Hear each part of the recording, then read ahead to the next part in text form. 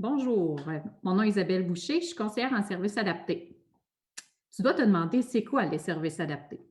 Dans notre manière de le dire, on dit mesures d'aide et mesures d'adaptation scolaire. En fait, c'est pour te soutenir dans ton cheminement scolaire.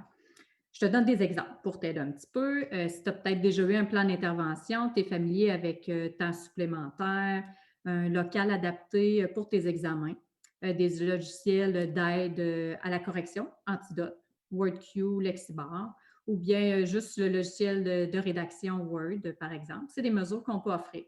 Il y a aussi de l'adaptation physique.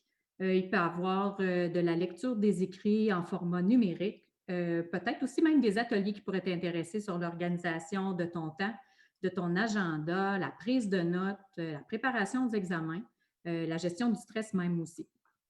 Alors, pour accéder aux services adaptés, nous, ce qu'on te demande, puis là, tu vas voir en bas l'adresse pour y aller, en fait, sur le site du Cégep et du campus. C'est très simple, tu vas dans la section Futurs étudiants et tu vas dans la section Services adaptés. On a besoin de compléter une demande d'accès. Qu'est-ce qu'on a besoin dans cette demande d'accès-là? On a besoin d'une preuve diagnostique.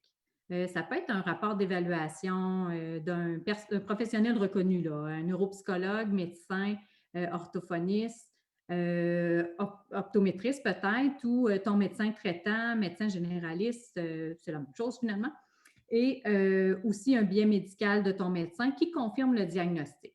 Ensuite, tu peux aussi nous joindre ton plan d'intervention si tu en avais un. Ça nous aide beaucoup à voir où sont tes limitations puis quels sont tes besoins.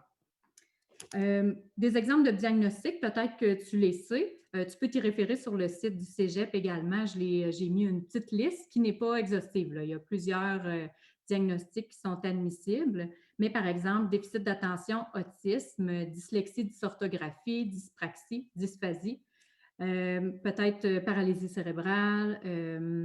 Qu'est-ce qu'on peut avoir d'autre aussi? La santé mentale aussi, qu'on accepte là, dans les services adaptés.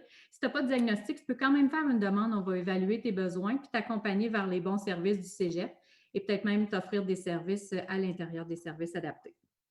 Je t'informe aussi qu'on a une belle équipe. On a moi qui est conseillère en services adaptés pour les plans d'intervention. Il y a Isabelle Gagné qui est notre éducatrice spécialisée. Et on a une agente administrative et une surveillante d'examen qui répond à toutes sortes de belles questions que tu pourras avoir pour t'accompagner. Le but, c'est qu'on t'aide dans ta réussite et que tu atteignes ton plein potentiel.